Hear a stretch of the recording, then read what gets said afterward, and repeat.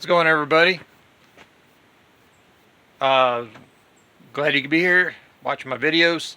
Um, was off for 2 days back to back. Unfortunately, yesterday it was non-stop raining day and night, so that kind of put a dampener and stuff. But haven't done a video for a little while. I got a lot done. Prior to that, we had so many clear, sunny days or cloudy days, but it wasn't raining, that sort of thing. So I was able to get a lot of stuff done. But just let me show you what I've done so far. I've got the everything, the engine in, transmission in, everything's bolted up. I just got to do the torque specs on the lower mounting bolt that goes from the motor bracket to the rubber biscuit on each side. But that's it. Everything else has been torqued or bolted down tight. As you can see, I've got there's quite a bit of reflection coming off that chrome valve cover. But anyway, got the power steering pump on. Everything's either been painted or just degreased and cleaned up. Some of the stuff didn't need to be painted. Got the new power steering pump hoses on that I bought for this truck. Let's see here, got the this is a 1978 Mercedes-Benz 270, 280 or something like that series. Clutch fan, everything bolts right up to the slant stick water pump, no issues.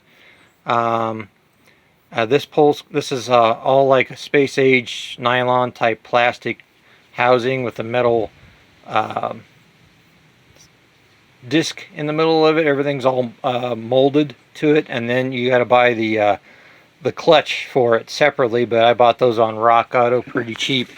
As you can see, there's probably, I'd say, about 3 inches gap in here. Now the reason I'm doing that is with this fan pulls a lot of air, since these Mercedes-Benz fans draw a lot of air for their engines because it's a lot of tight engine spaces. Anyway, I want to run it like this for this winter time because I do have a factory 1987 pickup truck slant six shroud to go in here, and I did test it to see if it mounted up, and it bolts up perfectly, lines up on these holes on the sides of the radiator. Then I just got to hook up my transmission lines to these bottom ports, which is no big deal. Got the battery cables or at least the ground cable all cleaned up. As you can see, I got the factory, or not the factory, but the factory replacement aluminum valve cover. This is supposed to be like triple chrome plated from like Spectra or something like that. So I got that. As you can see, it's the factory aluminum 2-barrel intake that I cleaned up, kind of polished a little bit. I got to get a rebuild kit for the 2-barrel carburetor, which I'll be getting this week. Got the little mini starter in. I don't know if you can see that. There we go. Let's put the light on in here, just because it's a little shadowed. There you go. It's a lot better. Got the kick down. And I make these. I got bugs and wasp and everything else flying around in here. I make these J brackets here for the kick down linkage. So if you got a Carter 2-barrel, but you're missing this, I make these. And then I got, if you need to, I can make these brackets and everything. This is just a regular spring that I found that works really good. Let's see what else. So I told you about, and this radiator is for the V8, so I'm just going to use straight antifreeze during the winter time.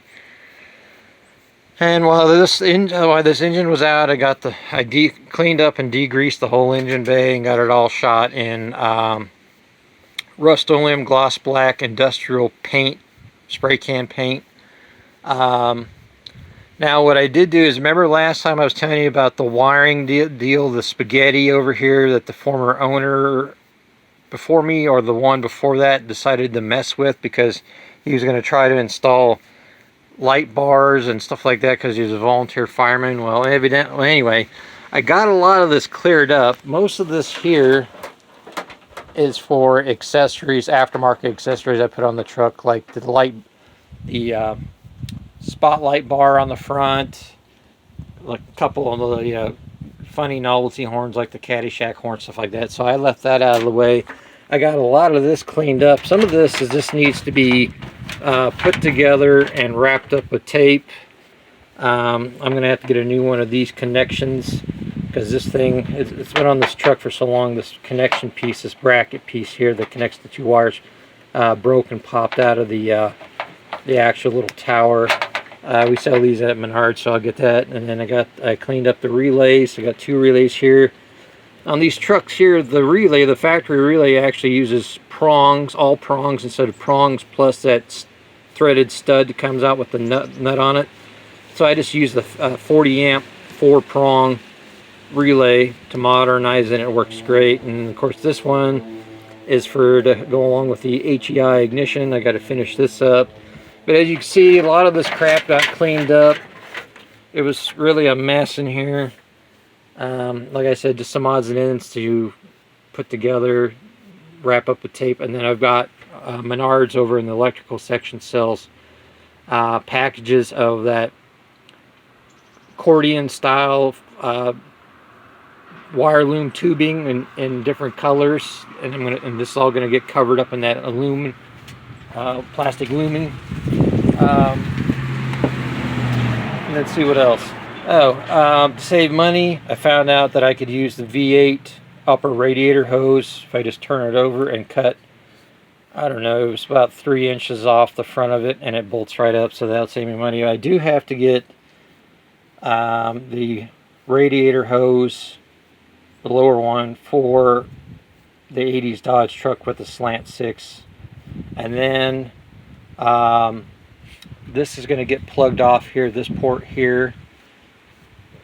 And then for the heater hoses, I'm going to be running those, but in the previous videos, I bought a engine heater for the wintertime. You hook up to an extension cord and run it from the house or the garage. It looks like a big aluminum bottle, and it comes with the Y-shaped connector tube so you can connect the top hose in, so it goes into the return line, the return hose to the engine or the water pump once it comes out of the heater core. And then the bottle sits, you have to sit the bottle down below the engine level, and then down there, get in here and see if you can see it, that plug right there, that factory plug, comes out, and that kit comes with a threaded nipple, a hose nipple, that screws in, and then you run that section of hose over to the bottle. And what it does, even though it's got a pump and a heating element in it with a temperature switch, so it kicks on and off. You're working with gravity, so the coolant will drain down to the pump, and the pump will help, the gravity in the pump will help push the fluid back up through the hose back to the engine block and keep the coolant recycled and heated up for you on the cold winter days and cold winter nights. So I got to install that. I decided to shorten up the wiring while I'm cleaning all the wiring up, and I'm going to move the HEI 4-prong module over here and mount it up underneath there. And I got to get a whole new strip of weather stripping to go across the front of that, so when it rains, water won't run down through here and onto the electrical stuff, including the that's what shorted out the voltage regulator last time. But I managed to move the voltage regulator away from the wall, give it a gap, but it's still grounded. That helps quite a bit. And then I'm going to, part of this sticky back foam weather stripping I got from Menards, part of it got ripped off, so I'm just going to replace the whole thing. And since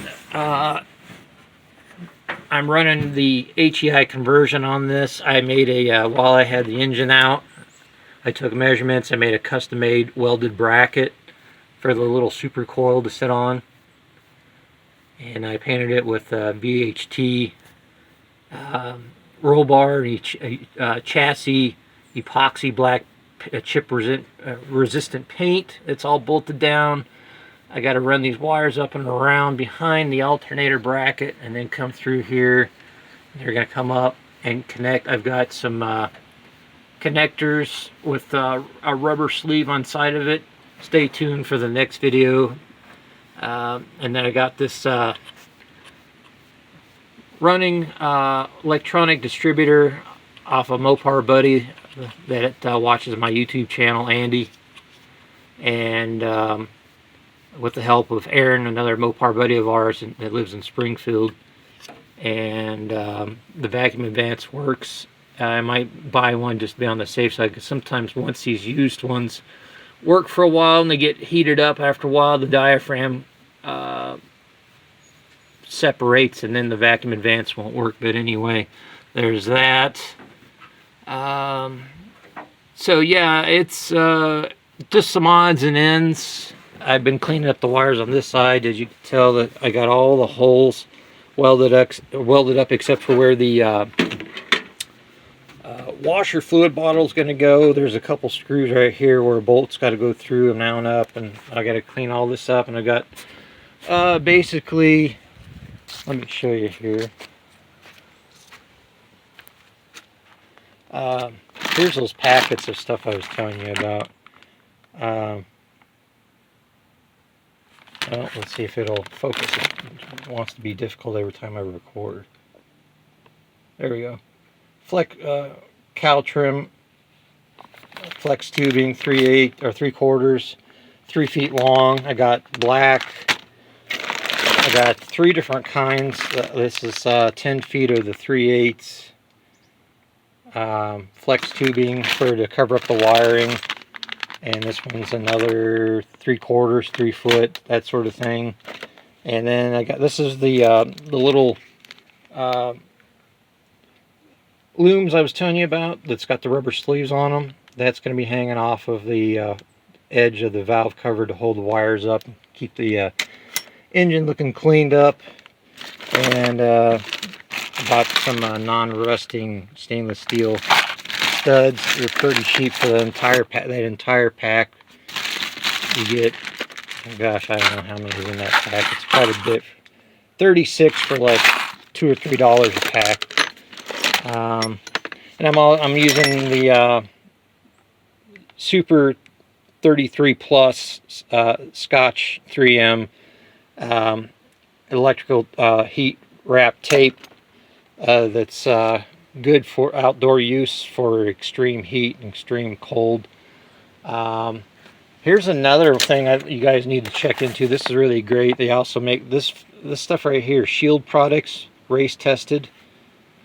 This is braided, and it's this tubing flexes, and you can run all kinds of lines or hoses through it and insulate it and from getting scratched up or cut, or keep heat away from it. It's heat resistant. It deflects the heat. They even make it for to go over sizes that will flex and go over your fuel line and your 3/8 fuel hose. And that's what I'm going to do for this Slant 6. Is I'm going to run the tubing, and then it's going to go for. And then what's cool is once you put it over the hose or the line and the hose, you can put your clamp over the outside of it and clamp it down over the hose, and it'll compress.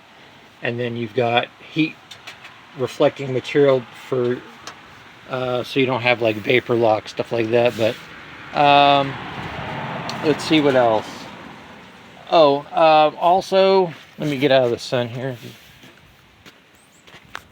I didn't know this, but my Mopar buddy Aaron mentioned it, and to save me some money, I looked into it because I've got the original drive shaft that came out of this truck, and it was at least, oh gosh, I want to say anywhere from 2 to 3, maybe 4 inches short.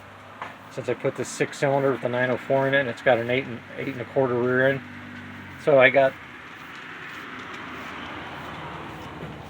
the drive shaft out of the Dart, which had the 904 with the slant 6, but it had a 7 1/4 rear end in it before I put the 8 3/4 in it. And that drive shaft is not only wider than the one that was in the truck, but it bolted right up, no issue. So that saved me a lot of money on that. I'm just trying to think of what else. Oh, and then I'm going to have to do the exhaust on this. I know the factory pipe that I got that was out of the Dart for the slant 6 is laying underneath the truck. I know that it's because now I've got all this type of linkage and stuff down there to deal with, and the transmission lines, it's going to have to be replumbed. And then especially since I've got the on these pickup trucks, the dipstick tube comes out of the side of the oil pan and then goes into the oil pan. I mean, they got a patch plate with rivets, and then they seal it from the factory like that, but it's got a section of tube that goes into the pan about 4 inches long. And then this separate piece of tube, you have to put some sealant on there, oil-proof sealant around on the tube and around just enough on the inside of that other tube. And then you slide this tube down in there, and then it bolts. It's got a bracket right here that's welded in from the factory, and then it bolts up to the side of the motor mount, and it comes up here, and then there's the dipstick tube, or dipstick I should say. But anyway, yeah. But other than that, like I said, got the intake manifold, all that stuff done up. I guess there's not really any other thing that I need to show you. I just got some other odds and ends besides the wiring to finish up.